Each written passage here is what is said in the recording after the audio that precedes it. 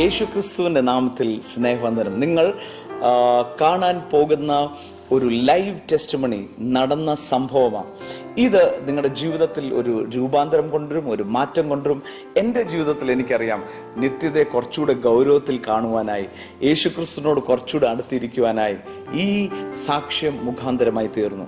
ഈ അത്ഭുത സാക്ഷ്യം മരണത്തിന്റെ വാതിലിന്റെ അപ്പുറത്ത് പോയി, അക്കരയ്ക്ക് പോയി, ഇക്കരെ വന്ന് അക്കരയുടെ കാര്യം പറയുന്ന, അഥവാ വരുവാനിരിക്കുന്ന നിത്യതയുടെ ഉറപ്പിച്ച് കണ്ട സാക്ഷി.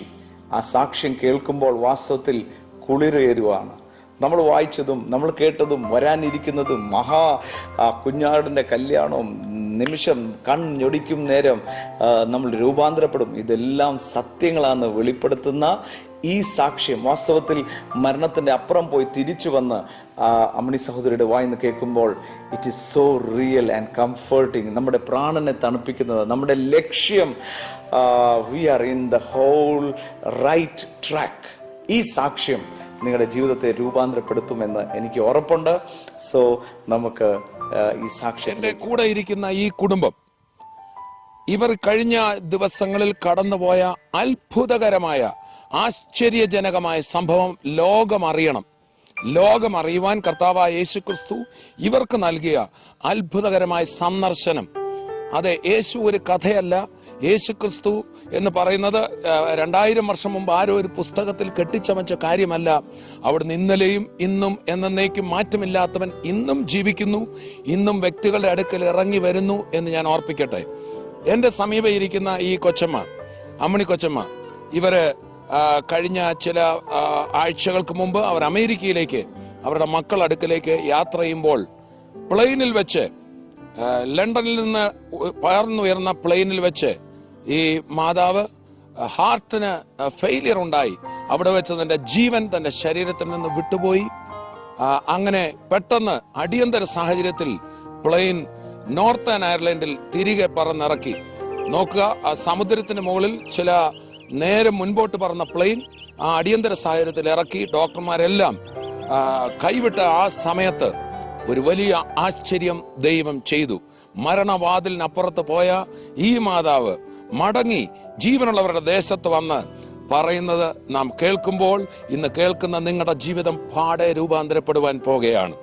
ഈ പ്രത്യേക പരിപാടിയിലേക്ക് ഞങ്ങൾ നിങ്ങളെ സ്വാഗതം ചെയ്യുന്നു.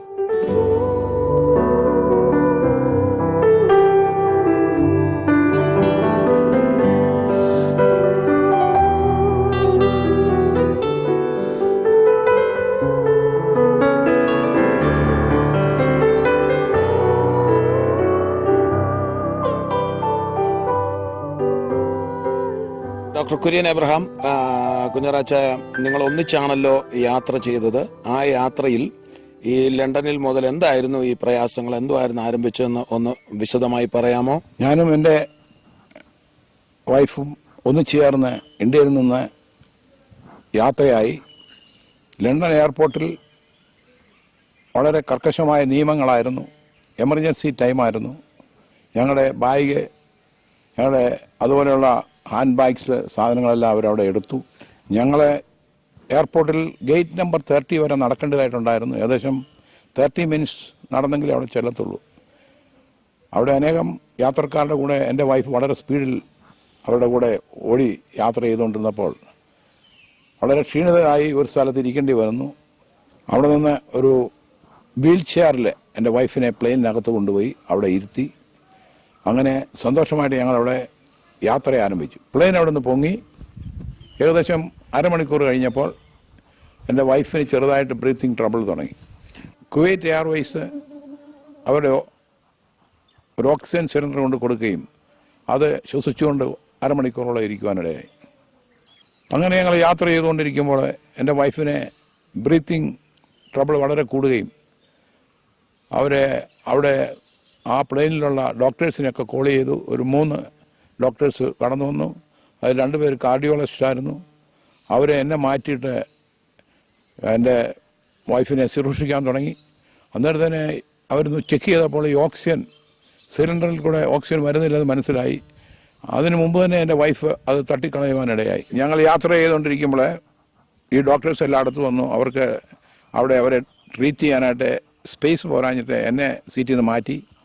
അതുപോലെ അവരുടെ മെഡിസിൻസ് എല്ലാം കൊണ്ടുവന്ന് അത് വെക്കാനായിട്ട് ഓപ്പൺ ചെയ്യാനായിട്ട് പല ബോക്സസ് ആയിരുന്നു, എമർജൻസി ബോക്സസ് ആണ്. അതെല്ലാം കൊണ്ട് വെക്കാനും ചെക്ക് ചെയ്യാനും ഒക്കെ ഡോക്ടേഴ്സിന് സ്ഥലം പോരാഞ്ഞിട്ട് അവിടെ ഇരുന്ന യാത്രക്കാരെ എല്ലാം വെളി ഇറക്കി. അപ്പോൾ അവർ പറഞ്ഞു കുറേ നേഴ്സസ് എല്ലാം വരാൻ പറഞ്ഞു. ഡോക്ടേഴ്സ് വന്നു കഴിഞ്ഞപ്പോൾ ഇഞ്ചക്ഷൻ എടുക്കണം, പല കാര്യങ്ങൾ ചെയ്യേണ്ടത് ഉണ്ടായിരുന്നതുകൊണ്ട് അവർ നേഴ്സസിനെയും കോൾ ചെയ്യാൻ പറഞ്ഞു. അങ്ങനെ ആ ഫ്ലൈറ്റിലുണ്ടായിരുന്ന ഒരു 5-10 നേഴ്സസ് ഉടനെ അവിടെ വരുവാനിടയായി. ഏറ്റവും വലിയൊരു കാർഡിയോളജിസ്റ്റ് ട്രീറ്റ് ചെയ്യുമ്പോൾ ഞാൻ കാണുകയാണ്, അദ്ദേഹം വളരെ ഉഷ്ണിച്ചിട്ട് ഉടുപ്പെല്ലാം ഊരിക്കളയുക. അത്രയ്ക്ക് വളരെ ജാഗരൂകനായിട്ട് അദ്ദേഹം ശുശ്രൂഷ ചെയ്യുകയാണ്. ദേഹത്തൊക്കെ തിരുമ്മുവോ. അതുപോലെ ആ ഡോക്ടറെ അദ്ദേഹത്തിൻ്റെ കോട്ടെല്ലാം ഊരിക്കളഞ്ഞ് അത്രയ്ക്ക് ഹോട്ടായി പുള്ളി ഉഷ്ണിച്ച് വളരെ ത്യാഗം സഹിച്ചാണ് ശുശ്രൂഷ ചെയ്തത്. അപ്പോൾ ഈ ഫ്ലൈറ്റിലുള്ള ഓഫീസേഴ്സ് വിളിച്ച് പറയും, നിങ്ങൾ ക്ഷമിക്കണം, ഇങ്ങനെ ഒരു എമർജൻസി വരുന്നതുകൊണ്ടാണ്, ആരും ഒന്നും വിഷമിക്കരുത്, വളരെ നിങ്ങളെ സഹിക്കണമെന്നൊക്കെ അവർ വിളിച്ച് പറയുന്നുണ്ട്. ഡോക്ടർമാരെ കടന്നു വന്ന മെയിൻ കാർഡിയോളജിസ്റ്റും ഡോക്ടർമാരൊക്കെ സീറ്റിൽ കയറി നിന്ന് സഹോദരിയെ ശുശ്രൂഷിക്കുന്നതായിട്ട് കണ്ടു. ഒരു ഡോക്ടർ പെട്ടെന്ന് എൻ്റെ അരികെ വന്ന് ചോദിച്ചു, കാലിന് നീല നിറം ഇതിനു മുമ്പ് ഉണ്ടായിരുന്നോ എന്ന് ചോദിച്ചു. ഇതിനു മുമ്പ് നീല നിറം ഇല്ലായിരുന്നു, കാല് വളരെ വെളുത്തായിരുന്നു. എൻ്റെ വൈഫ് വളരെ ആരോഗ്യവതിയായിട്ടാണ് വന്നത്. ഞങ്ങളെ വളരെ സന്തോഷത്തോടെ ആരോഗ്യവതിയായിട്ട് നടന്നാണ് വന്നത്. ഈ കാലിന് നീലനിറമൊന്നും ഇതിനു മുമ്പ് ഇല്ലായിരുന്നു എന്ന് ഞാൻ പറയാനുള്ളത്. അപ്പം ആ ഡോക്ടർ പറഞ്ഞു, കാല് വളരെ നീലനിറമായി, ബ്ലഡെല്ലാം ക്ലോട്ട് ചെയ്യുകയാണ്, ഇനിയിപ്പം രക്ഷപ്പെടുത്താൻ യാതൊരു മാർഗവുമില്ലെന്ന് പറഞ്ഞു. ലങ്സിലെല്ലാം ഫ്ലൂയിഡായി, അതുകൂടാതെ ഹാർട്ടിലും ഫ്ലൂയിഡായി, ഇനിയിപ്പം ഒരു രക്ഷയില്ല. ആ സമയം ഞാൻ നോക്കുമ്പോൾ എൻ്റെ വൈഫിൻ്റെ കണ്ണ് രണ്ടും തള്ളി വരുന്നതായിട്ട് കണ്ടു. ആ സമയം എൻ്റെ വൈഫ് കണ്ണ് രണ്ടും തള്ളി വായങ്ങ് പൊളിച്ച് നിശ്ചലമായിട്ടിരിക്കുന്നതായിട്ട് കാണുക, ശ്വാസം വലിക്കാത്തൊരവസ്ഥ. ആ സമയത്ത് ആ പ്ലെയിനിലുണ്ടായിരുന്ന അനേകം യാത്രക്കാർ പെട്ടെന്ന് ഓടി വരികയും ഇങ്ങനെ ഒരു വലിയ ക്രൗഡ് വട്ടം നിന്നത് കണ്ടുകൊണ്ടിരിക്കുകയും ചെയ്യുന്നൊരനുഭവം ഉണ്ടായി. അമ്മിണിക്കൊച്ചമ്മ, ഈ ലണ്ടൻ എയർപോർട്ടിൽ നിന്ന് കയറുന്നതും അങ്ങനെയുള്ള കാര്യങ്ങൾ, ടേക്ക് ഓഫ് ചെയ്യുന്നത്, ഇതൊക്കെ ഓർമ്മയുണ്ടോ? പ്ലെയിനെ കയറുന്നതും പ്ലെയിൻ ടേക്ക് ഓഫ് ചെയ്യുന്നതും ഞങ്ങൾ സീറ്റിൽ ഇരിക്കുന്നതും അതെല്ലാം എനിക്ക് നല്ലതായിട്ട് ഞാൻ ഓർക്കുന്നുണ്ട്. അന്നേരം എന്തെങ്കിലും പ്രയാസം ഉണ്ടായതായിട്ട് പ്ലെയിനിൽ വെച്ച് വീണ്ടും പ്രയാസം ഉണ്ടായെന്ന് കുഞ്ഞറാച്ചായൻ പറഞ്ഞല്ലോ, അതെങ്ങനെയായിരുന്നു? അന്നേരം എനിക്ക് ബ്രീത്ത്ലെസ് ഉണ്ടായിരുന്നു, പക്ഷേ അത് അത്രയും സീരിയസ് ആണെന്നൊന്നും എനിക്ക് തോന്നിയില്ല. എനിക്ക് സഫർ ചെയ്തുകൊണ്ട് ഇരിക്കാമെന്നാണ് ഞാൻ ഓർത്തത്. അന്നേരം ആ വിഷമങ്ങൾ ഇങ്ങനെ കണ്ടിന്യൂസ് ആയിട്ടുണ്ടായിരുന്നു. പിന്നെ എപ്പോഴാണ് അതൊരു ബുദ്ധിമുട്ടായിട്ട് തോന്നാൻ തുടങ്ങിയത്? ഞങ്ങൾ പ്ലെയിൻ ടേക്ക് ഓഫ് ചെയ്ത് കഴിഞ്ഞ് ഏകദേശം ഒരു 1.5 മണിക്കൂർ കഴിഞ്ഞ് എനിക്ക് ആ ബ്രീത്ത്ലെസ് അത് വിഷമമായിട്ട് വന്നു. അന്നേരം അവിടുത്തെ എയർ ഹോസ്റ്റസ് അവരോട് ഓക്സിജൻ കൊടുക്കണമെന്ന് പറഞ്ഞു. അങ്ങനെ അവർ ഓക്സിജൻ കൊണ്ടു തന്നു. ആ ഓക്സിജൻ്റെ മാസ്ക് എൻ്റെ മുഖത്ത് വെച്ചു. ഞാൻ അത് ശ്വാസോച്ഛ്വാസം ചെയ്തു. ഒരു 5-10 മിനിറ്റ് നേരത്തേക്ക് ഇങ്ങനെ അതിൽ കൂടെ ശ്വാസോച്ഛ്വാസം ചെയ്തു. ഈ 5-6 മിനിറ്റ്, ഈ 5-8 മിനിറ്റ് ഓക്സിജൻ കിട്ടിക്കൊണ്ടിരുന്ന് കഴിഞ്ഞ് പിന്നെ എന്തോ സംഭവിച്ചു? അന്നത്തേക്ക് ഭയങ്കരമായിട്ട് വിഷമം വന്നപ്പോഴത്തേക്ക് ഞാൻ ഈ മാസ്ക് വലിച്ച് ഇങ്ങനെ എറിഞ്ഞു. ഈ ഓക്സിജൻ മാസ്ക് എടുത്ത് വലിച്ചെറിഞ്ഞതാണോ അമ്മിണിക്കൊച്ചമ്മ ഒടുവിൽ ഓർക്കുന്ന കാര്യം? അതെ, ഓക്സിജൻ മാസ്ക് എറിയുന്നത് മാത്രമേ ഞാൻ ഓർക്കുന്നുള്ളൂ. ഓക്സിജൻ മാസ്ക് പെട്ടെന്ന് എടുത്തു വലിച്ചെറിയുന്നതായിട്ട് കണ്ടു ഞാൻ. വായി തുറന്ന് കണ്ണുന്തി എന്നൊക്കെ കുഞ്ഞറാച്ചായൻ കണ്ട അത് വല്ലതും അമ്മിണിക്കൊച്ചമ്മ ഓർക്കുന്നുണ്ടോ? അതെനിക്ക് യാതൊന്നും അതിനെപ്പറ്റി അറിയത്തില്ല. എൻ്റെ ജഡത്തിൽ ഇങ്ങനെയൊക്കെ വിഷമങ്ങൾ ഉണ്ടാകുന്നുള്ളതൊന്നും ഞാൻ അറിഞ്ഞിട്ടേ ഇല്ല. ആ സമയം തന്നെ എൻ്റെ ആത്മാവ് ശരീരത്തിൽ നിന്നും പോയി. ഞാൻ ഈ വേദനയൊന്നും അറിയുന്നില്ല. പിന്നെ എന്താണ് ഡോക്ടർമാരെടുത്ത തീരുമാനം? ഡോക്ടർ എന്നോട് വന്ന് പറഞ്ഞു, ഇനി രക്ഷപ്പെടുത്താൻ ഒക്കത്തില്ല. അത് പറയുമ്പോഴാണ് ഈ കണ്ണ് ഞാൻ മുമ്പേ പറഞ്ഞതുപോലെ കണ്ണ് തള്ളി വരികയും വാ വിളിച്ച അനുഭവത്തിൽ നിശ്ചലമായിട്ട് നിൽക്കുക. ഡോക്ടർ കുര്യൻ എബ്രഹാം, ആ സമയത്ത് താങ്കളുടെ ഭാര്യയുടെ ജീവൻ പോവുകയാണെന്നും മറ്റും താങ്കൾക്ക് മനസ്സിലായോ? ജീവൻ പോവുകയാണെന്ന് എനിക്ക് നല്ലപോലെ മനസ്സിലായി. ആദ്യം വന്ന ഡോക്ടർ തന്നെ പറഞ്ഞു രക്ഷപ്പെടുത്താൻ ഒക്കത്തില്ല, ഹാർട്ട് ഫെയിലർ ആണെന്ന്. ആ സമയത്ത് എനിക്ക് മനസ്സിലായി മരിക്കുകയാണെന്ന്. ആ ഡോക്ടേഴ്സ് ഒന്നോട് പറഞ്ഞു, ഇനിയും കാലെല്ലാം നീലനിറമായി, ഇനിയും രക്ഷപ്പെടുത്താൻ ഒക്കത്തില്ലെന്ന് പറഞ്ഞു. കുഞ്ഞറാച്ചായൻ പ്രാർത്ഥിക്കുകയോ എന്തെങ്കിലും കർത്താവിന്റെ സന്നിധിയിൽ എന്ത് ചെയ്തു? അപ്പം ഞാൻ ചിന്തിച്ച് ഈ ഡെഡ് ബോഡിയായിട്ട് തിരിച്ചു പോകണമല്ലോ. അപ്പോൾ ഞാൻ ഈ ഡെഡ് ബോഡിയായിട്ട് ഇന്ത്യയിലോട്ട് മടങ്ങി ചെല്ലുമ്പോൾ മനുഷ്യരെന്ത് വിചാരിക്കും? കാരണം ഞാൻ യേശുവിനെ വിശ്വസിക്കുന്ന ആളാണ്. അപ്പോൾ അങ്ങനെ ഡെഡ് ബോഡിയായിട്ട് വരുവാണെങ്കിൽ അതെനിക്കല്ല ക്ഷീണം, യേശുവിന്റെ സുവിശേഷത്തിന് ക്ഷീണം എന്ന് ഞാൻ മനസ്സിലാക്കി. കുഞ്ഞറാച്ച, വാസ്തവത്തില് കർത്താവിന്റെ സന്നിധിയിൽ ഒന്ന് ഒരു പ്രാർത്ഥിച്ചോ? എന്തായിരിക്കും ആ സമയത്ത് ചെയ്തത് എന്നറിയാൻ ഞങ്ങൾക്ക് ആഗ്രഹമുണ്ട്. ഞാൻ അപ്പോൾ ഒരു ഡിസിഷൻ എടുത്തു. ഞാൻ ഏതായാലും ഈ ഡെഡ് ബോഡി കൊണ്ടുപോയില്ല, ജീവൻ മടക്കി തന്നെ ഒക്കത്തുള്ളത്. അപ്പം എനിക്കൊരു കോൺഫിഡൻസ് കിട്ടി ഡെഡ് ബോഡി ആയിട്ട് പോകണ്ടെന്ന്. അങ്ങനെ ഒരു ഉറപ്പ് കിട്ടി. ഒന്നുകൂടെ പറയാ കുഞ്ഞറാച്ച, ഈ സമയത്ത് കുഞ്ഞറാച്ചാന്റെ ഹൃദയം വാസ്തവത്തിൽ വളരെ വേദനിച്ചു കാണുമല്ലോ. കർത്താവിന്റെ സന്നിധിയിൽ എന്തായിരുന്നു ആ ഒരു സാഹചര്യത്തിൽ പ്രാർത്ഥിക്കാൻ? ഇതറിയാൻ ഞങ്ങൾക്കൊരു വലിയ ആഗ്രഹമുണ്ട്. എനിക്കത് വർണ്ണിക്കാൻ വലിയ വിഷമമുള്ള കാര്യമാണെങ്കിലും ഞാൻ അവിടെ നിന്നപ്പോൾ എനിക്ക് മനസ്സിലായി എൻ്റെ ഭാര്യ മരിക്കുകയെന്ന്. അപ്പം മരിച്ചു കഴിഞ്ഞാൽ പിന്നെ ഡെഡ് ബോഡിയാണല്ലോ. അപ്പം ഞാനിനിയും അമേരിക്കയ്ക്ക് ഡെഡ് ബോഡി കൊണ്ട് പോകാനൊക്കത്തില്ല, തിരിച്ച് ഡെഡ് ബോഡിയും കൊണ്ട് ഇന്ത്യയിലോട്ട് മടങ്ങണമല്ലോ എന്ന് ഞാൻ മനസ്സിലാക്കി. ഈ ഡെഡ് ബോഡിയും കൊണ്ട് ഞാൻ ഇന്ത്യയിലെ കൊച്ചി വന്ന് ഇറങ്ങിയിട്ട് നാട്ടിലോട്ട് വരുമ്പോൾ അവിടെ ഇരിക്കുന്ന ആൾക്കാർ എന്തോ പറയും, ഇയാൾ വലിയ യേശുവിനെ പ്രസംഗിക്കുന്ന ആൾ പോയിട്ട് ഭാര്യയുടെ ശവമായിട്ടാണല്ലോ വരുന്നതെന്ന് പറഞ്ഞാൽ എന്നെക്കാട്ടിലൊരു വിഷമം ഈ സുവിശേഷ വേൾഡിനുണ്ടാവുമല്ലോ എന്നുള്ളൊരു പ്രയാസം എനിക്കുണ്ടായി. അതുകൊണ്ട് ഞാൻ യേശുവിനോട് പറഞ്ഞു, ഞാൻ ഈ ഡെഡ് ബോഡിയും കൊണ്ട് പോയില്ല, ജീവൻ തന്നെ ഒക്കത്തുള്ളത്. ശക്തമായിട്ട് പ്രാർത്ഥിച്ചു കഴിഞ്ഞപ്പോൾ എന്തൊരു അനുഭവം ഉണ്ടായോ? പ്രാർത്ഥിച്ചു കഴിഞ്ഞപ്പോൾ എനിക്ക് മനസ്സിലായി ഡെഡ് ബോഡിയും കൊണ്ട് പോകേണ്ട ആവശ്യം വരികയാണെന്നൊരു ഉറപ്പ് കിട്ടി. അങ്ങനെ അന്നേരം എൻ്റെ ബുദ്ധി അങ്ങ് പറഞ്ഞിട്ട് ഞാനൊരു ട്രാൻസിലായിപ്പോയി. എനിക്ക് പിന്നെ ഒന്നും അറിയാൻ പാടില്ല. അങ്ങനെ കുറേ സമയം ഞാൻ അവിടെ നിന്നു തെപ്പിടിച്ചോണ്ട് നിൽക്കുക. അപ്പോൾ എനിക്ക് ഒരു വിവരം അറിയാൻ പാടില്ല എന്താ സംഭവിക്കുന്നത്. പെട്ടെന്ന് ഈ പ്ലെയിൻ താഴുന്ന വളരെ ശക്തിയോടെ ഇടിച്ചത് താഴ്ന്ന്. അപ്പോൾ ഈ പ്ലെയിൻ മൊത്തം ഒന്ന് കുലുങ്ങി. അന്നേരം ഞാൻ കുലുങ്ങിയപ്പോഴൊന്നും ഞാൻ ഉണർന്നു കഴിഞ്ഞപ്പോൾ മനസ്സിലായി പ്ലെയിൻ താഴുകയാണെന്ന്. പെട്ടെന്ന് കാർഡിയോളജിസ്റ്റ് എല്ലാം വന്ന് പ്ലെയിനെ വന്നു. പെട്ടെന്ന്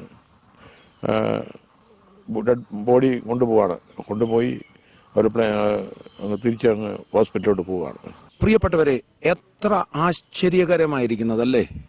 എന്നാൽ ഇനിയാണ് സംഭവത്തിന്റെ യഥാർത്ഥ വിഷയത്തിലേക്ക് നാം കടക്കുന്നത്. മരണവാതിലിനപ്പുറത്തേക്ക് ഈ മാതാവിനെ കർത്താവായ യേശു കൂട്ടിക്കൊണ്ടുപോയ ആ വലിയ സംഭവമാണ് നാം തുടർന്ന് കേൾക്കാൻ പോകുന്നത്. പ്രാർത്ഥനയോടെ തുടർന്നുള്ള ഭാഗം വീണ്ടും ശ്രദ്ധിച്ചാട്ടെ. ഡോക്ടർ കുര്യൻ എബ്രഹാം, ഈ ഫ്ലൈറ്റ് നോർത്തേൺ അയർലൻഡിൽ ലാൻഡ് ചെയ്തല്ലോ. ഇങ്ങനെ എമർജൻസി ലാൻഡിങ് ചെയ്യുകയാണെന്നോ എന്തെങ്കിലും താങ്കൾക്ക് മനസ്സിലായിരുന്നോ? എനിക്കൊന്നും അറിഞ്ഞുകൂടായിരുന്നു. പെട്ടെന്ന് ഈ പ്ലെയിൻ ഇങ്ങനെ ഒന്ന് ഇടിച്ച് താന്നപ്പോൾ എനിക്ക് മനസ്സിലായി പ്ലെയിൻ താഴുകയാണെന്നും. അപ്പം ഞാൻ ചിന്തിച്ചത് എൻ്റെ വൈഫിൻ്റെ ഡെഡ് ബോഡി അവിടെ അവർ ഉപേക്ഷിച്ചിട്ട് പ്ലെയിൻ വിട്ടുപോകാനുള്ള പ്ലാനാണല്ലോ. അപ്പം ഞാനും എൻ്റെ വൈഫും കൊണ്ട് ഡെഡ് ബോഡിയായിട്ട് വേറെ ഏതോ എയർപോർട്ടിൽ തങ്ങേണ്ടതായിട്ട് വരുന്നു എന്ന് എനിക്ക് ഉള്ളിൽ ബോധ്യം വന്നു. അപ്പോൾ അരമണിക്കൂർ മുമ്പെങ്കിലും ഇവർ ഡിസിഷൻ എടുത്ത് തീരുമാനം ചെയ്തു ഫ്ലൈറ്റ് ഇറങ്ങുകയാണെന്ന്. അപ്പോൾ ആ ഡിസിഷൻ കഴിഞ്ഞിട്ട് പിന്നെയും അരമണിക്കൂർ പ്ലെയിൻ ഓടിക്കഴിഞ്ഞിട്ടാണ് അയർലൻഡിലെ പ്ലെയിൻ താഴുന്നത്. കാരണം എന്താണെന്ന് ചോദിച്ചാൽ ഈ പ്ലെയിൻ ഇംഗ്ലണ്ടിൽ നിന്ന് ലണ്ടനിൽ നിന്ന് പുറപ്പെട്ടു കഴിഞ്ഞാൽ അരമണിക്കൂറിനകം അയർലൻഡിൽ ഈ പ്ലെയിൻ വരും. അയർലൻഡ് ഷാണൻ എയർപോർട്ടിൻ്റെ മുകളിൽ വരുമെന്ന് അവർ പറഞ്ഞു. അത്രയും ടൈം മതി, അത്രയും അടുത്താണ് ഈ ഷാണൻ എയർപോർട്ട്. പക്ഷേ ഇവർ അവിടുന്ന് വളരെ ഡിസ്റ്റൻസ് പോയി കഴിഞ്ഞിട്ട് മടങ്ങി വരുന്നു എന്ന് നമുക്ക് മനസ്സിലാക്കാം. എൻ്റെ വൈഫ് ഏകദേശം അരമണിക്കൂർ കഴിഞ്ഞാണ് ഈ സ്റ്റാർട്ടിങ് വലിവ് തുടങ്ങിയത്. പിന്നെ ഒരു 10-15 കിലോമീറ്റർ കഴിഞ്ഞപ്പോൾ ഞാൻ ട്രാൻസിലായി. എനിക്ക് പിന്നെ ഒന്നും അറിഞ്ഞുകൂടാ. പിന്നെ ഇവർ ഡിസിഷനെല്ലാം എടുത്ത് ഈ പ്ലെയിൻ മടക്കി കൊണ്ടുവരണമെങ്കിൽ വളരെയധികം സമയം ഈ പ്ലെയിൻ വായിൽ കൂടെ ഓടിക്കഴിഞ്ഞിട്ടാണ് ഇത് ലാൻഡ് ചെയ്യുന്നത്. അപ്പം വളരെ ഡിസ്റ്റൻസ് പോയിട്ടാണ് മടക്കി കൊണ്ടുവരുന്നത്. അതുകൊണ്ടാണ് പ്ലെയിൻ ന്യൂയോർക്കിൽ ചെല്ലുന്നത്. 2 hours ലേറ്റായിട്ടാണ് പ്ലെയിൻ ന്യൂയോർക്കിൽ ചെല്ലുന്നത്. അപ്പോൾ അതിൻ്റെ അർത്ഥം ഇവരെ ഈ ഡെഡ് ബോഡി ആയിട്ട് ന്യൂയോർക്കിൽ ഇറക്കാൻ കഴിയില്ല. മരിച്ചു കഴിഞ്ഞപ്പോൾ അവരുടനെ അടുത്ത സ്ഥലത്ത് ഇറക്കി ആരെങ്കിലും ഏൽപ്പിച്ചിട്ട് പോകാനുള്ളൊരു പദ്ധതിയായിരുന്നു. ലാൻഡ് ചെയ്തപ്പോൾ പെട്ടെന്നൊരു സംഭവം ഉണ്ടായി. എൻ്റെ വൈഫ് വളരെ ഉച്ചത്തിൽ യേശു എന്നെ സൗഖ്യമാക്കി, ഞാൻ യേശുവിനെ കണ്ടു എന്നും പറഞ്ഞ് വളരെ ശബ്ദത്തിൽ വളരെ ഉച്ചത്തിൽ പ്ലെയിനെ കിടന്ന് ഭയങ്കരമായിട്ട് ശബ്ദം വെക്കാൻ തുടങ്ങി.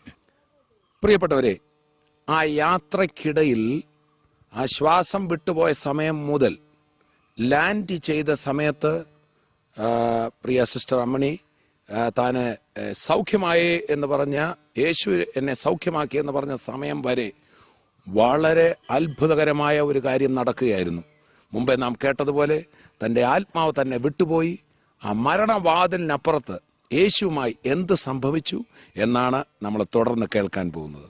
സിസ്റ്റർ അമ്മണി, ഈ ശരീരത്തിൽ നിന്ന് ആത്മാവ് വേർപെട്ടതായും ആ അനുഭവം ഒന്ന് വിശദീകരിക്കാമോ? വിശദീകരിക്കാം. എന്നെ ആ മാസ്ക് എടുത്ത് ഞാനിങ്ങനെ എറിയുന്നത് അത് മാത്രമേ ഞാൻ ഓർക്കുന്നുള്ളൂ. പിന്നെ ഞാനൊന്നും ഓർക്കുന്നില്ല. എൻ്റെ ശരീരത്തിൽ നിന്ന് ആത്മാവ് അങ്ങ് വേർപെട്ടതായിട്ട് എനിക്കറിയാം. ഞാൻ ആ ആത്മാവ് വേർപെട്ട ആ നൊടി നേരത്തെ ഞാൻ എൻ്റെ കർത്താവിൻ്റെ കൂടെയായിരുന്നു. എൻ്റെ ഞാൻ കർത്താവിൻ്റെ കൂടെ ഉണ്ടായിരുന്നതുകൊണ്ട് എനിക്ക് ഒരു പ്രയാസവും ഉണ്ടായില്ല. കർത്താവിന്റെ അടുത്ത് ആ സ്വസ്ഥത അനുഭവിക്കാൻ എനിക്ക് സാധിച്ചു. കർത്താവിനെ ഈ ശരീരത്തിൽ നിന്ന് അങ്ങോട്ട് വേർപെട്ട ആത്മാവ് കർത്താവിന്റെ അടുത്ത് ചെല്ലുന്ന അനുഭവം ശരിക്കും മനസ്സിലായി. ഞാൻ ആ നൊടി നേരം കൊണ്ട് കർത്താവിന്റെ കൂടെ നിൽക്കുന്നത്. കർത്താവ് വന്ന് കൂടെ നിന്നു. കർത്താവ് കൂടെ നിൽക്കുക. ആത്മാവ് അങ്ങോട്ട് ചെന്നപ്പോഴേ കർത്താവിന്റെ കൂടെയാണ് ഞാൻ കാണുന്നത്. അങ്ങനെ കർത്താവ് എൻ്റെ ആത്മാവെന്ന് പറയുന്നത് തന്നെ എൻ്റെ അതേ ഇമേജിലാണ് ഞാൻ ഇരിക്കുന്നത്. നമ്മൾ ഈ ഭൂമിയിലായിരിക്കുമ്പോൾ നമ്മളെ എങ്ങനെ കാണുമോ അതുപോലെ നമ്മളെ കാണുന്നത്. പക്ഷേ നമ്മുടെ ശരീരത്തിന് ഒരു വെയിറ്റും ഇല്ല, ഭാരമില്ലാത്ത ഒരവസ്ഥ. നമ്മൾ കർത്താവിനുമായിട്ട് ഇങ്ങനെ അങ്ങ് ചേർന്ന് കഴിയുമ്പോഴത്തേക്ക് നമ്മളിങ്ങനെ അങ്ങ് നടക്കുന്ന പോലെയല്ല, നമ്മളിങ്ങനെ അങ്ങ് ഒഴുകി അങ്ങ് കർത്താവിൻ്റെ കൂടെ അങ്ങ് പോകുന്ന പോലെയാണ് നമുക്ക് അനുഭവപ്പെടുന്നത്. അത് പിന്നെ നമ്മളങ്ങ് കർത്താവിൻ്റെ അടുത്തോട്ട് ചെന്ന് കഴിയുമ്പോഴത്തേക്ക് നമുക്ക് ഭയങ്കര സ്വസ്ഥത, നമ്മുടെ സകല ബേർഡൻസും അങ്ങോട്ട് മാറിയിട്ട് നമ്മളങ്ങ് റിലീസായെന്ന് പറഞ്ഞാൽ പിന്നെ നമ്മൾ തന്നെ അങ്ങ് ഇല്ലാത്ത പോലെ കർത്താവിൽ അങ്ങ് ആയിത്തീരും. നമ്മളെന്ന് പറയുന്ന വ്യക്തി ഇല്ലാത്ത പോലെ ആകുക, അങ്ങ് നമ്മൾ കർത്താവിൽ അങ്ങ് ആയിത്തീരുക. അപ്പൊ നമുക്ക് ഭയങ്കര സ്വസ്ഥത നമ്മുടെ ജീവിതം. നമ്മള് പൗലൂസിന്റെ ഇങ്ങനെ ഒരു വാക്യമുണ്ടല്ലോ, ഞാൻ മരിച്ചു, എന്റെ ജീവൻ ക്രിസ്തുവിൽ മറിഞ്ഞിരിക്കുന്നു. അതേ അനുഭവമായിരുന്നു. നമുക്ക് ഒരു വറിയുമില്ലാതെ ബൈബിളിൽ പറഞ്ഞിരിക്കുന്ന അതേ സ്വസ്ഥത അത് എനിക്ക് അനുഭവിക്കാൻ ദൈവം കൃപ തന്നു. എബ്രായ ലേഖനത്തിലുള്ള സ്വസ്ഥതയിൽ പ്രവേശിക്കും. അതെ അതെ. അതൊന്ന് വർണ്ണിക്കാം, ആ സ്വസ്ഥതയുടെ അനുഭവം.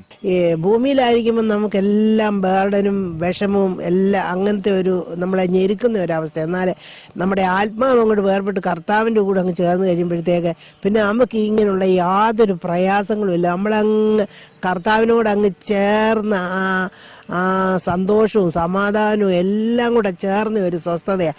ഒരമ്മയുടെ കയ്യിൽ ഒരു കൊച്ചു കുഞ്ഞിരുന്നാൽ അതൊന്നും അറിയത്തില്ലല്ലോ എന്ന് പറഞ്ഞ പോലെ നമ്മൾ കർത്താവിൻ്റെ കൂടെ ആയി കഴിയുമ്പോൾ നമ്മളൊന്നും അറിയുന്നില്ല. എൻ്റെ ആത്മാവ് അങ്ങോട്ട് വേർപെട്ട് കഴിഞ്ഞ് എൻ്റെ ഭൂമിയിലുള്ള എൻ്റെ ജഡം കിടന്നുകൊണ്ട് കണ്ണു ബൾജിയുകയും ഭയങ്കര ശ്വാസം കിട്ടാതെ വിഷമിക്കുകയൊക്കെ ചെയ്യുന്നത്, ഇതൊന്നും എൻ്റെ ആത്മാവ് ഞാൻ അറിഞ്ഞില്ല. ഞാൻ ഒന്നും അറിഞ്ഞില്ല. ഞാൻ എൻ്റെ കർത്താവിനോട് ഇങ്ങനെ ആ സ്വസ്ഥതയിൽ അങ്ങ് സന്തോഷിച്ച് കർത്താവുമായിട്ട് അങ്ങ് പോവുകയായിരുന്നു. ചുരുക്കി പറഞ്ഞാൽ ഒടുവിലുണ്ടായ ശരീരത്തിലെ പ്രയാസങ്ങളൊന്നും ഞാൻ അറിഞ്ഞിട്ടില്ല. ഇത് ഇപ്പോഴും എനിക്കറിയാൻ പറ്റില്ല അങ്ങനെ ഉണ്ടായോന്ന്. മറ്റുള്ളവർ പറയുന്നത് കേട്ടാ ഇങ്ങനെയൊക്കെ ഉണ്ടായോന്ന് ഞാൻ ചിന്തിക്കുന്നത്. യേശുവിലായി ഞാൻ ഒരു പ്രയാസങ്ങളും എന്റെ ജഡത്തിൽ ഞാൻ അനുഭവിച്ചു. യേശുവിലായി എവിടെ ചെന്ന സ്ഥലത്തെ കുറിച്ച് വല്ലതും? ഞങ്ങൾ ഒരു വെളുത്ത മേഘം എന്ന് പറഞ്ഞാൽ വെൺമേഘം, അതിന് ആ മേഘത്തിന്റെ അപ്പുറവും ഇപ്പുറവും നമുക്ക് കാണാം. അപ്പം ഞാനും കർത്താവും കൂടെ, കർത്താവ് ഇങ്ങനെ ഒരു കൈ കൊണ്ട് എന്നെ ഇങ്ങനെ പിടിച്ചിട്ടുണ്ട്. കർത്താവിന് നല്ല പൊക്കമുണ്ട്, എന്നെക്കാട്ടിലും പൊക്കമുള്ള ഒരാളാണ് ഞാൻ കർത്താവിൻ്റെ ഒരു പകുതി അത്രം പോലും ഞാനിങ്ങനെ കർത്താവുമായിട്ട് ചേർന്ന് കർത്താവ് എന്നെ ഇങ്ങനെ പിടിച്ചുകൊണ്ടിരിക്കുക. അപ്പം ഞങ്ങൾ രണ്ടുപേരും കൂടെ അങ്ങോട്ട് പോയി ഇങ്ങനെ ഈ മേഘത്തിനകത്തോട്ടാണ് ഞങ്ങൾ ചെല്ലുന്നത്. മേഘത്തിന് അവിടെ ചെന്ന് അവിടെ ഒരു സ്ഥലം, അത് മുറി പോലെയൊന്നും എനിക്ക് തോന്നിയില്ല, അങ്ങനെ ഒരു സ്ഥലത്തോട്ടാണ് ചെന്ന് അവിടെ കുറച്ച് അവിടെ ഉണ്ട്. അവരെ അന്നമ്മയെന്ന് എൻ്റെ പേരവിടെ വിളിക്കുന്നത് ഞാൻ കേട്ടു. എൻ്റെ ജീവിതത്തിൽ അന്നമ്മയെന്നുള്ള എൻ്റെ പേര് എൻ്റെ സ്കൂൾ ജീവിതത്തിലൊക്കെ ഫ്രണ്ട്സ് ഒഫീഷ്യൽ നെയിമായിട്ട് അന്നമ്മയെന്ന് വിളിച്ചിട്ടുണ്ട്. പക്ഷെ അത് കഴിഞ്ഞിട്ട് എന്നെ ആരും എൻ്റെ വീട്ടിലെ പെറ്റ് നെയിം അമ്മിണി എന്നാണ്. എല്ലാവരും ഇന്ന് വരെ എല്ലാവരും അമ്മണി എന്നാണ് വിളിക്കുന്നത്. ബാക്കിയുള്ളവരൊക്കെ മമ്മി എന്ന് പറയും. ഈ അന്നമ്മ എന്നുള്ള വിളി ഞാൻ കേട്ടിട്ട് വർഷങ്ങൾ കഴിഞ്ഞു. പക്ഷെ ഞാൻ സ്വർഗത്തിൽ ചെന്നപ്പോൾ എൻ്റെ പേര് അന്നമ്മയെന്ന് അവിടെ വിളിച്ചു. ആ അന്നമ്മേ എന്നുള്ള വിളി കേൾക്കുമ്പോൾ നമ്മുടെ ഹൃദയത്തിന് ഭയങ്കര ഒരു കുളിർമയാണ്. അതിൻ്റെ ആ സന്തോഷം നമുക്ക് പറയാനൊക്കത്തില്ല. അതുപോലെ ആ വിളി വരുമ്പോൾ നമുക്ക് ഭയങ്കര ഒരു തണുപ്പോ ഒരു സമാധാനമാണ് വരുന്നത്.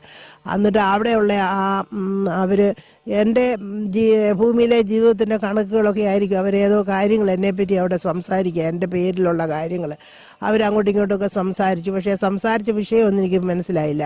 ഞാൻ എൻ്റെ കർത്താവിലായിരുന്നതുകൊണ്ട് എന്നെ അവരാരും ഒരു കുറ്റവും പറഞ്ഞില്ല. അമ്മിണി കൊച്ചമ്മയുടെ ഈ ഭൂമിയിലെ ജീവിതത്തിന്റെ ഒരു കാര്യങ്ങളാ പറയുന്നതിനകത്തും അതറിയാം. അത് ആത്മാവിലറിയാം. നമ്മൾ എന്ത് നന്മ ജീവിതത്തിന് അതാണോ അതെ കർത്താവിന് വേണ്ടി ചെയ്തു? കർത്താവിന് വേണ്ടി ചെയ്യുന്നതും ഭൂമിയിലെ നമ്മുടെ ജീവിതം എങ്ങനെയായിരുന്നു അത് കർത്താവുമായിട്ടുള്ള അതിലത് കൂടുതൽ നോക്കുന്നതെന്ന് തോന്നുന്നു. ഞാൻ കർത്താവിലായതുകൊണ്ട് എന്നെ അവരാരും ഒന്നും കുറ്റം വിധിച്ചില്ല. അതൊരു വലിയ വിഷയമാണല്ലോ. നമ്മള് കർത്താവ് നമ്മളെ പിടിച്ചിരിക്കുന്നതുകൊണ്ട് നമ്മളെ കുറിച്ച് ഒരു ദോഷവും ഒന്നും പറഞ്ഞില്ല അവര്.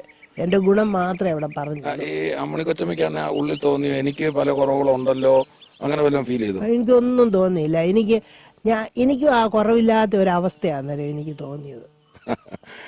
ക്രിസ്തുവിൽ നമുക്ക് കുറവില്ലെന്നാ എനിക്ക് തോന്നുന്നത്. അപ്പൊ അമ്മിണി കൊച്ചമ്മ പ്രത്യേകം തൊട്ട ഒരു കാര്യം നമ്മളെ കുറിച്ച് നല്ലതല്ല അതൊന്നും അവിടെ പറയുന്നില്ല. കാരണം യേശു കൂടെ ഉള്ളത് കൊണ്ടാ. അത് പല ലോകത്തെ മനുഷ്യർക്കെല്ലാം കുറവുകളില്ലേ, പക്ഷെ നമ്മുടെ കർത്താവ് നമ്മുടെ കൂടെ ഉണ്ടെങ്കിൽ നമ്മളെ ആരും കുറ്റം വിധിക്കത്തില്ല. പ്രിയപ്പെട്ടവരെ, നമ്മള് പലപ്പോഴും ബൈബിളിൽ വായിക്കും ക്രിസ്തുവിൽ നമ്മളെ നീതീകരിച്ചു. കൊലോസ്യ ലേഖനത്തിൽ നമ്മൾ വായിക്കുന്നു അവനിൽ നിങ്ങൾ പൂർണ്ണരാണെന്നൊക്കെ പറയുമ്പോൾ നമ്മൾ വായിച്ചു വിടും. എന്നാൽ യേശു ക്രിസ്തുവിലായ ഒരു വ്യക്തി അവന്റെ സകല പാപവും മോചിക്കപ്പെട്ടിരിക്കുക.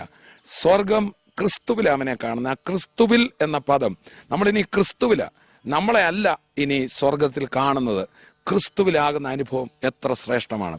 അപ്പം അമ്മിണി കൊച്ചമ്മയ്ക്ക് അങ്ങനെ ഈ ഒരു കുറവ് അവിടെ പറഞ്ഞില്ല. പിന്നെ അവിടെ എന്താ മറ്റെന്തെങ്കിലും അനുഭവം ഉണ്ടായോ? അങ്ങനെ അത്രയും പറഞ്ഞു കഴിഞ്ഞപ്പോ പിന്നെ എനിക്ക് കർത്താവുമായിട്ട് എനിക്ക് അങ്ങ് സംസാരിക്കാം. കർത്താവിൽ എനിക്കങ്ങ് നല്ല സ്വാതന്ത്ര്യം പോലെയാ. കർത്താവിനോട് വർത്താനമൊക്കെ പറയുന്നതിന് ഒരു പ്രയാസവും തോന്നിയില്ല. അപ്പൊ ഞാൻ കർത്താവിനോട് പറഞ്ഞു, പിന്നെ സിൻസിയറായ മനുഷ്യനാ, വിഷമിക്കുമല്ലോ എന്ന് പറഞ്ഞു. പക്ഷെ ഞാൻ അങ്ങനെ ഒന്നും എന്റെ ചിന്തയിൽ അങ്ങനത്തെ ഒന്നുമില്ല. പക്ഷെ എന്റെ വാഗോണ്ട് ഞാൻ അങ്ങനെയാ പറഞ്ഞത്. എന്റെ ഭർത്താവ് വളരെ സിൻസിയർ മനുഷ്യനാ, വിഷമിക്കുമല്ലോ എന്ന് പറഞ്ഞു. എന്ന് പറഞ്ഞാൽ ഞാൻ ഇനി പോന്നാൽ മരിച്ചാലെന്നാണോ അതവിടെ ഒറ്റയ്ക്കാണെങ്കിലും ഇങ്ങനെ ആ വാക്ക് പറഞ്ഞത്. പക്ഷെ അത് എന്നാന്നൊന്നും എനിക്കറിയത്തില്ല. എന്റെ വാഗോണ്ട് ഞാൻ അങ്ങനെ പറഞ്ഞു. അത് കഴിഞ്ഞിട്ട് പിന്നെ പാസ്റ്റർമാരുടെ കാര്യം, പിന്നെ എൻ്റെ മക്കളുടെ കാര്യം, ഇതിൻ്റെ എല്ലാം സബ്സ്റ്റൻസ് എന്നാന്ന് വെച്ചാൽ എല്ലാവരും യേശുവിലായി ഈ സ്വസ്ഥത അനുഭവിക്കണം എന്നുള്ള ആ ഭയങ്കര വാഞ്ച എൻ്റെ ഹൃദയത്തിലോട്ടിങ്ങ് വന്നു. ഈ വാഞ്ച എന്ന് പറഞ്ഞാൽ അതിനൊരു വേർഡ് പറയാൻ നമുക്കില്ല. അതുപോലത്തെ ഒരു ഭയങ്കരമായിട്ട് നമുക്കതങ്ങ് തീക്ഷ്ണമായ ഒരു ആഗ്രഹം. അത് ഞാൻ കർത്താവിനോട് പറഞ്ഞു, എല്ലാവരും യേശുവിലായി തീരണമെന്നും അങ്ങനെ കർത്താവിന് വേണ്ടി എല്ലാവരും പ്രവർത്തിച്ച് വലിയ കർത്താവിന് വേണ്ടി ആത്മാക്കളെ നേടണമെന്നും ഇങ്ങനെ ആത്മീയ കാര്യം മാത്രം എൻ്റെ ഹൃദയത്തിലോട്ട് ഇങ്ങോട്ട് തിരയടിച്ചു വരുന്ന പോലെ ഇങ്ങോട്ട്. ഈ മക്കളുടെ കാര്യവും ഭർത്താവിന്റെ കാര്യവും ഒക്കെ ഓർക്കുമ്പോഴും ഇവരെല്ലാം യേശുവിലാണെന്നുള്ള അതാ അതിന്റെ സബ്സ്റ്റൻസ്. അത് ഞാൻ കർത്താവിനോട് പറഞ്ഞു. കർത്താവ് അത് കേട്ടു. അത് കേട്ടത് എനിക്ക് നല്ല ഉറപ്പാ. അങ്ങനെ കേട്ടു.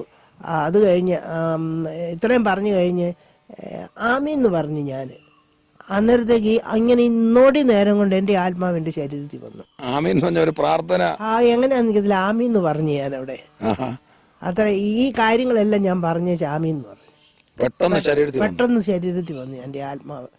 വന്നു കഴിഞ്ഞപ്പോഴത്തേക്ക് ഈ ഡോക്ടേഴ്സൊക്കെ ഇങ്ങനെ പറയുന്നത് കേൾക്കാം, ഹാർട്ട് ഫെയിലിയർ ആണെന്ന് ഈ ഡോക്ടേഴ്സ് ഇവിടെ പ്ലെയിനെ പറയുന്നത് എൻ്റെ ചെവിക്കകത്ത് കേൾക്കാം. പക്ഷെ എനിക്ക് അവരെ ആരെയും ഒന്നും കാണാനൊന്നും മേല. ഇങ്ങനെ അവർ പറയുന്നത് ഞാൻ കേൾക്കാൻ തുടങ്ങി. അന്നേരം എനിക്ക് ജീവൻ മടങ്ങി വന്നത്. അന്നേരം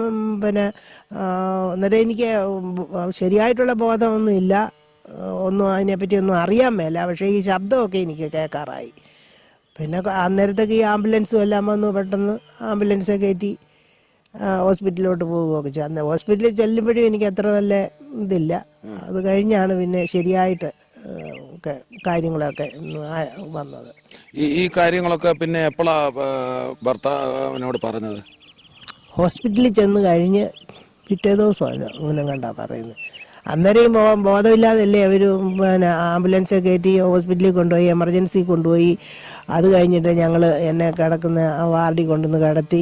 അന്നേരം സ്ത്രീകളുടെ വാർഡല്ലേ, ഉപ്പായിക്ക് അങ്ങനെ വരാൻ പറ്റില്ലല്ലോ. അപ്പോൾ ഇടയ്ക്കൊക്കെ വരുമ്പം അവരെല്ലാം ആണുങ്ങളാരും ആ വാർഡിൽ വരാനൊക്കത്തില്ല. വന്നാൽ പെട്ടെന്ന് എന്നെ ഒന്ന് കണ്ടു, എന്നെ കൊണ്ട് ഒന്ന് ചോദിച്ചു, പെട്ടെന്ന് അങ്ങ് പോവാം. അപ്പൊ ഈ കാര്യം ഷെയർ ചെയ്തു. അത്തരം പറയാനേ അവിടെ സമയമുള്ളൂ. അത് കഴിഞ്ഞ് പിറ്റേ ദിവസമൊക്കെ ആയപ്പോഴത്തേക്ക് പിന്നെ ഞാനിങ്ങനെയൊക്കെ കണ്ടെന്നും പറഞ്ഞു. അതുപോലെ തന്നെ ഞാനിങ്ങോട്ട് വരുന്നുണ്ട്, ഇങ്ങനെ ആത്മാവ് ഇങ്ങനെ ശരീരത്തിലോട്ട് നീ ഡോക്ടേഴ്സ് പറഞ്ഞതൊക്കെ കേട്ടെന്ന് പറഞ്ഞില്ലേ. അന്നേരം ഞാനിങ്ങനെ 2 കൈയും പൊക്കിക്കൊണ്ട് ഞാൻ ഉറക്കെ പറയാ, ഞാൻ യേശുവിനെ കണ്ടു, യേശു എന്നെ സൗഖ്യമാക്കിയെന്നും പറഞ്ഞുകൊണ്ട് ഞാൻ ഭയങ്കര ഒച്ചയില് ഇങ്ങോട്ട് പറഞ്ഞുകൊണ്ട് വരുന്നത്. പക്ഷെ ഈ പ്ലെയിനെ വെച്ച് ഇങ്ങനെ ഭയങ്കര ശബ്ദത്തിൽ പറയുക. അപ്പോൾ ഈ ഡോക്ടേഴ്സൊക്കെ അവരൊക്കെ വണ്ടറടിച്ചു ഇത് എന്നതാണെന്നോർത്ത്. അന്നേരം പപ്പ ഇച്ചിരി മാറി അവിടെ നിൽപ്പുണ്ടായിരുന്നു. അപ്പം മലയാളത്തിൽ ഞാനിങ്ങനെ യേശു എന്നെ സൗഖ്യമാക്കി എന്ന് പറയുന്നത് പപ്പ കേട്ടു. അന്നേരം മനസ്സിലായി ഇങ്ങനെ കർത്താവ് സൗഖ്യമാക്കിയാണെന്ന്. അങ്ങനെയാണ് പപ്പ അന്നേരം ആ ട്രാൻസിൽ നിന്ന് ആ സമയത്താണ് അദ്ദേഹത്തിനുണ്ടായ ട്രാൻസ് പോലെ ഉള്ളത് മാറി. പക്ഷെ അന്നേരം ഞാൻ അറിയത്തില്ല പുള്ളി ട്രാൻസിലാണെന്നൊന്നും എനിക്കറിയത്തില്ല. പക്ഷേ ആ സമയത്ത് പുള്ളി തിരിച്ചു വന്നു. അപ്പൊ ഈ ആകാശത്തിൽ നിന്ന് ഭൂമിയിൽ വന്നപ്പോഴത്തേക്കിന് മരണവും കർത്താവിന്റെ അടുക്കൽ പോക്കും മടങ്ങിവരവും എല്ലാം സംഭവിച്ചു. അതെല്ലാം ഒരു 1/4 മണിക്കൂർ ഈ പ്ലെയിൻ അവിടുന്ന് തിരിച്ചിങ്ങോട്ട് വിട്ടില്ല. അയർലൻഡും കഴിഞ്ഞ് കുറച്ചുകൂടെ മുന്നോട്ട് പോയി കഴിഞ്ഞിട്ട് അവിടുന്ന് ഇത് ഇങ്ങോട്ട് ഡൈവേർട്ട് ചെയ്ത് വരുന്നത്. അപ്പോഴത്തേക്ക് ഏകദേശം ഒരു 1/4 മണിക്കൂറോളം ഞാനും കർത്താവും കൂടെ ഇങ്ങനെ ഈ വെൺമേഘത്തിൽ കൂടെ ഞങ്ങൾ ആ സ്വസ്ഥത അനുഭവിച്ച് സന്തോഷിച്ച് ഇങ്ങനെ പോകും. ശരിക്കും പറഞ്ഞാല് ഈ പ്ലെയിനിലുള്ളവരുടെ എല്ലാം സ്വസ്ഥത കെടുത്തി. പക്ഷെ എനിക്ക് വളരെ സ്വസ്ഥത ഞാൻ സ്വസ്ഥത അനുഭവിക്കായിരുന്നു. പ്രിയപ്പെട്ടവരെ, ഈ സംഭവം നടക്കുമ്പോൾ ഡോക്ടർ കുര്യൻ എബ്രഹാം നോർത്തേൺ അയർലൻഡിൽ ലാൻഡ് ചെയ്ത ശേഷം എന്നെയും മറ്റനേകരെ ഫോണിൽ വിളിച്ച് വിവരം പറഞ്ഞു. ഞങ്ങളുടെ നാട്ടിൽ അനേകർ ഇതിനുവേണ്ടി പ്രാർത്ഥിച്ചു. അപ്പോഴത്തേക്ക് അമേരിക്കയിലുള്ള മക്കൾ ഈ കാര്യങ്ങൾ അറിഞ്ഞു. വലിയൊരു വാർത്ത സൃഷ്ടിച്ചുകൊണ്ട് ഈ സംഭവം മുമ്പോട്ട് പോവുകയായിരുന്നു. അങ്ങനെ ദൈവം വൻ കാര്യം ചെയ്തു. ആ ഹോസ്പിറ്റലിൽ നിന്ന് സിസ്റ്റർ അമ്മണിയെ പുറത്തു കൊണ്ടുവന്നത് പൂർണ്ണ വിടുതലോടെയാണ്. കാര്യമായതൊന്നും അവിടെ ചെയ്തില്ല. അവിടെ ടെസ്റ്റിങ്ങിലൊക്കെ ചില പ്രശ്നങ്ങളൊക്കെ അല്ലാതെ ഒന്നും കണ്ടില്ല. ഒരു വലിയ അത്ഭുത വിടുതൽ സൗഖ്യം പ്രിയ മാതാവിന് കർത്താവ് കൊടുത്തു. മാത്രമല്ല ഒരു 2ാം ജന്മം, 2ാം ജീവിതം പ്രിയ മകൾക്ക് കർത്താവ് കൊടുത്തിരിക്കുക. അമ്മണി കൊച്ചമ്മേ, കർത്താവ് ഒരു 2ാം ജന്മം തന്നതുപോലെ ഫീൽ ചെയ്യുന്നുണ്ടോ? ഫീൽ ചെയ്യുന്നുണ്ട്. ഉണ്ട്. ഒക്കെ ഈ പുതിയ ജീവിതത്തിൽ എന്തോ ചെയ്യണമെന്നാ തോന്നുന്നത്? എല്ലാവരോടും കർത്താവിനെ പറ്റി പറയണം. എല്ലാവരും അങ്ങ് യേശുവിലായി തീരണം. അങ്ങനെ എല്ലാവരും അങ്ങ് കർത്താവിലാണോ എന്നുള്ള ഒരു ആശ മാത്രമേ എനിക്കുള്ളൂ. പിന്നെ എൻ്റെ ബ്രദേഴ്സ് ഒന്നും ഇങ്ങനെ ഇത്രയും കർത്താവിനെ അവർ കണ്ടിട്ടില്ല.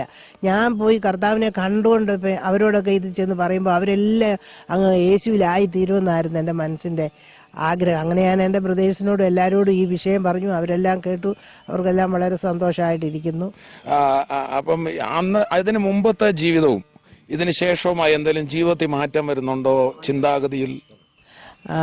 അങ്ങനെ ചിന്താഗതിയിലെല്ലാം എനിക്ക് നേരത്തെ എൻ്റെ മനസ്സിൽ ആരോടും എനിക്ക് വഴക്കും പണക്കോ വഴക്ക് പിടിക്കുന്ന സ്വഭാവം എനിക്കില്ല. എന്നാലും ചില മനുഷ്യർ ചില കാര്യങ്ങൾ അവരോട് നമുക്കൊരു നീരസം ഉള്ളിലുണ്ട്.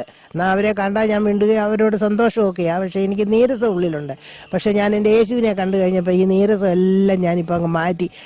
അവർ യേശുവിനെ കണ്ടിട്ടില്ല, ഞാൻ ഈ സ്വസ്ഥത പോയി അനുഭവിച്ചില്ല. അത് കാരണം എന്തിന് ഈ ചെറിയ കാര്യത്തിനൊക്കെ പറഞ്ഞ് അങ്ങോട്ടും ഇങ്ങോട്ടും വഴക്ക് പിടിച്ചത് നമ്മുടെ ആ സൗഭാഗ്യം നഷ്ടപ്പെടുത്തേണ്ട കാര്യമില്ല. നമ്മൾക്ക് എങ്ങനെയെങ്കിലും യേശുവിനോടുകൂടെ ആ കർത്താവിൻ്റെ സന്നിധി ചെന്ന് ചേരണം എന്നുള്ള ഒരൊറ്റ ആഗ്രഹമേ ഉള്ളൂ. അത് ഇത്രയും റിയലായിട്ടാണെന്ന് ഞാൻ എൻ്റെ അനുഭവത്തിൽ ചെന്ന് ഇത് കണ്ടപ്പോഴാണ് എനിക്ക് മനസ്സിലായത്. ഇങ്ങനെ മരിച്ചു കഴിയുന്നുണ്ടെങ്കിൽ കർത്താവ് ഇരുകരം നീട്ടി എന്നെ സ്വീകരിപ്പാൻ നാഥൻ മറുകരയിൽ വരുമെന്നൊക്കെ പാട്ട് ഞാൻ പാടുമായിരുന്നു. പക്ഷേ ഞാൻ എൻ്റെ ആത്മാവ് അങ്ങോട്ട് ചെന്നപ്പോൾ ആ നൊടി നേരത്തെ കർത്താവ് എന്നെ വന്ന് സ്വീകരിച്ച് എന്നെ കർത്താവിനോട് ചേർത്ത് കൊണ്ടുപോയത് അത് ഞാൻ ഓർക്കുമ്പോൾ വാസ്തവത്തിൽ എൻ്റെ ഹൃദയം അങ്ങ് സന്തോഷം കൊണ്ട് തുള്ളുക. അതിനൊക്കെ പോലെ ഞാൻ അത്ര നല്ല ആളും അങ്ങനെയൊന്നുമില്ല. ഞാനൊരു മനുഷ്യരല്ലേ, പല കുറവുകളൊക്കെ ഉണ്ടെന്നാലും കർത്താവ് അതെല്ലാം എന്നോട് ക്ഷമിച്ച് എന്നെ ആ സ്വസ്ഥതയിൽ കൊണ്ടുപോയല്ലോ എന്ന് ഓർക്കുമ്പോൾ കർത്താവിനോടുള്ള നന്ദിയും കർത്താവിനോടുള്ള സ്നേഹവും എനിക്ക് വർദ്ധിച്ചു വരിക. അതുകൊണ്ട് എനിക്ക് ഈ ലോകത്തിൽ ഇപ്പം ഇങ്ങനെ വേണ്ടാത്ത കാര്യങ്ങളൊക്കെ പറഞ്ഞ് വഴക്ക് പിടിക്കാനോ ഇങ്ങനെയുള്ളതിനെല്ലാം ഞാൻ അങ്ങ് മാറി. എൻ്റെ സ്വഭാവത്തിന് കർത്താവ് വളരെ വ്യത്യാസം തന്നു. എല്ലാവരെയും സ്നേഹിക്കാനും മറ്റുള്ളവർക്ക് വേണ്ടിയൊക്കെ ചെയ്യാനും പ്രവർത്തിക്കാനും ഒക്കെ കർത്താവ് ഒരു നല്ല മനസ്സെനിക്ക് തന്നു. അത് നിലനിർത്തി എൻ്റെ അന്ത്യത്തോളം എൻ്റെ കർത്താവിന് വേണ്ടി നിൽക്കണമെന്നാണ് എൻ്റെ ആഗ്രഹം. അതുപോലെ എൻ്റെ പ്രിയപ്പെട്ടവരൊക്കെ ഇത് അറിഞ്ഞിട്ട് അവരെല്ലാം ഈ യേശുവിനെ പിൻപറ്റണമെന്നുള്ള ആ ആഗ്രഹം എൻ്റെ മനസ്സിലുണ്ട്. അതെല്ലാവരോടും ഇത് പറയാനുള്ള ആഗ്രഹം. നേരത്തെ എൻ്റെ സ്വഭാവം ആരോടും ഞാൻ അങ്ങനെ പറയാത്തൊരു സ്വഭാവമായിരുന്നു. എന്നാൽ ഈ സംഭവം കഴിഞ്ഞപ്പോൾ എനിക്ക് എല്ലാവരോടും ഇത് പറയണം, കർത്താവ് ഇങ്ങനെ ജീവിച്ചിരിക്കുന്നു എന്നുള്ള കാര്യമൊന്നും പറയണം. എല്ലാവരും വേദപുസ്തകം വായിക്കുന്നുണ്ട്, വചനം വായിക്കുന്നുണ്ട്, എല്ലാം ചെയ്യുന്നുണ്ട്. പക്ഷെ അവർക്ക് അതിൻ്റെ അത്രയും വിശ്വാസം ഉറപ്പും ഉണ്ട്, എനിക്കില്ലായിരുന്നു. അതുകൊണ്ട് ഞാൻ ഈ വചനമൊക്കെ വായിച്ചു, ഞാൻ വിശ്വാസിയും ഒക്കെ. എന്നാലും ഈ മരിച്ചു കഴിഞ്ഞ് എങ്ങനെയാ കർത്താവ് വരുമോ എന്നൊക്കെ നമുക്കൊരു സംശയം ഉണ്ടായിരുന്നു. എന്നാൽ ഇത് കണ്ടു കഴിഞ്ഞപ്പം കർത്താവ് ഇത്രയും റിയലായിട്ടുള്ള കാര്യമാണല്ലോ ഈ ബൈബിളിൽ എഴുതി വെച്ചിരിക്കുന്നതെന്ന് ഓർക്കുമ്പോൾ അങ്ങ് സന്തോഷം കൊണ്ട് അങ്ങ് നിറയാം. ഈ വചനമൊക്കെ എത്രയോ മർമ്മമായ കാര്യങ്ങൾ, അതൊക്കെ എത്ര കാര്യമായിട്ട് എത്ര റിയലായിട്ട് സംഭവിക്കുന്നു ജീവിതത്തിലെന്ന് ഓർക്കുമ്പോൾ എൻ്റെ കർത്താവിയോ നമുക്ക് വേണ്ടി കർത്താവ് ഈ താണ ഭൂമി വന്ന് ഈ കഷ്ടതയെല്ലാം ഏറ്റ് നമ്മളെ വീണ്ടെടുത്തല്ലോ എന്ന് ഓർക്കുമ്പോൾ ദൈവത്തിന് നമ്മളെ എന്നാ ചെയ്താൽ മതിയാകും. അതുപോലെയാണ് നമുക്ക് ആ സന്തോഷം വരുന്നത്. അതുകൊണ്ട് ആ നിത്യമായ ആ ജീവൻ എല്ലാവരും പ്രാപിക്കണമെന്നാണ് എൻ്റെ ആഗ്രഹം. അമ്മണി കൊച്ചമ്മയ്ക്ക് ഇങ്ങനെ പലയിടത്ത് യേശുവിനെ കുറിച്ച് പറയണമെന്നുള്ള ആഗ്രഹം വന്നുള്ളത് ഇതിനോട് എവിടെയെങ്കിലുമൊക്കെ പറയാൻ ഒക്കുന്നുണ്ടോ? പറയാനൊക്കുന്നുണ്ട്. ഞാൻ അയർലൻഡിലായിരുന്നപ്പോൾ ആ ഹോസ്പിറ്റലിലെ കർത്താവ് എനിക്ക് ജീവൻ മടക്കി തന്നു കഴിഞ്ഞപ്പോൾ ആ ഹോസ്പിറ്റലിലെ ഡോക്ടേഴ്സിനോടും നേഴ്സുമാരോടും ഒക്കെ അവരോടെല്ലാം എൻ്റെ കർത്താവിനെ പറ്റി പറവാൻ എനിക്ക് കൃപ തന്നു. ഞാൻ സാധാരണ ആരോടും പറയുന്ന ഒരു വ്യക്തി അല്ലായിരുന്നു. ഈ പറയാനൊരു നാണം പോലെയൊക്കെ എങ്ങനെയാണ് പറയുന്നതെന്നൊക്കെ ഓർത്ത്. എന്നാൽ ഈ കർത്താവിൻ്റെ വെളിപ്പാടുണ്ടായി കഴിഞ്ഞപ്പോൾ എനിക്ക് എല്ലാവരോടും ഇത് പറയണമെന്ന് അങ്ങ് മനസ്സിൽ വരിക. ആ ഡോക്ടേഴ്സിനോടൊക്കെ അവർ ചോദിക്കുക എന്നാ സംഭവിച്ചതെന്ന് എന്നോട് ചോദിക്കുമ്പോൾ ഞാൻ ഇങ്ങനെ എൻ്റെ ആത്മാവ് പോയ കാര്യവും കർത്താവിനെ കണ്ട കാര്യമൊക്കെ ഡോക്ടേഴ്സിനോടും അവരോടെല്ലാം പറഞ്ഞു. എല്ലാവരും ശ്രദ്ധ വെച്ച് കേട്ടു. ഇംഗ്ലീഷ് ഞാൻ പറഞ്ഞു. ഇംഗ്ലീഷ് എനിക്ക് വലിയ വശമൊന്നും ഇല്ലെങ്കിലും എനിക്ക് അറിയാവുന്ന ഭാഷയിൽ കർത്താവ് അവരെ കൊണ്ട് അതെല്ലാം സാക്ഷി. അത് കഴിഞ്ഞ് അമേരിക്കയിൽ പോയി ചർച്ചുകളിലും വേറെ മീറ്റിങ്ങുകളിലൊക്കെ അവരെന്നെ ക്ഷണിച്ചു. ഞാൻ അവിടെ പോയി കർത്താവിൻ്റെ സാക്ഷിയായിട്ട് അമേരിക്കയുടെ പ്രദേശത്ത് കർത്താവിൻ്റെ സാക്ഷിയായിട്ട് കർത്താവിനെ നിർത്തി. ഞാൻ ഇവിടുന്ന് അമേരിക്കയ്ക്ക് പോകുമ്പോൾ എന്നോട് ദൈവത്തിന്റെ ആത്മാവ് സംസാരിച്ചായിരുന്നു, മകളെ നീ കടന്നു പോകുന്നത് പോലെയല്ല നീ മടങ്ങി വരുന്നത്. നീ അനേകരുടെ മുമ്പിൽ എന്റെ സാക്ഷിയായിട്ട് ഞാൻ നിന്നെ നിർത്തും, അനേക സ്റ്റേജുകളിൽ ഞാൻ നിന്നെ നിർത്തും. അങ്ങനെ ഒരു ദൈവ സന്ദേശം ഉണ്ടായിരുന്നു. അനേക സ്റ്റേജുകൾ നിനക്കായിട്ട് ഞാൻ ഒരുക്കിയിട്ടുണ്ട് എന്ന് എന്നോട് പറഞ്ഞു. പക്ഷെ അങ്ങനെ പറഞ്ഞെങ്കിലും എൻ്റെ ഹൃദയത്തിൽ അത്രയും ഞാൻ അത് ഏറ്റെടുത്തില്ല. എന്നാൽ ഈ സംഭവം കഴിഞ്ഞ് ഞാൻ അമേരിക്കയിൽ ചെന്നപ്പോൾ അനേകരെന്നെ വിളിച്ചു, അനേക സ്റ്റേജുകൾ കർത്താവ് എനിക്ക് വേണ്ടി തന്നു. അങ്ങനെ എല്ലാം കർത്താവ് ആ ദേശത്ത് കർത്താവിൻ്റെ സാക്ഷിയാക്കി എന്നെ അവിടെ നിർത്തി. ഇവിടെയും കർത്താവിൻ്റെ സാക്ഷിയാക്കി നിർത്തിയത് ഓർത്ത് ഞാൻ എൻ്റെ ദൈവത്തെ സ്തുതിക്കുന്നു. കർത്താവ് ഇങ്ങനെ ഒരു ഭാഗ്യം തന്നതിനായി ഞാൻ ദൈവത്തെ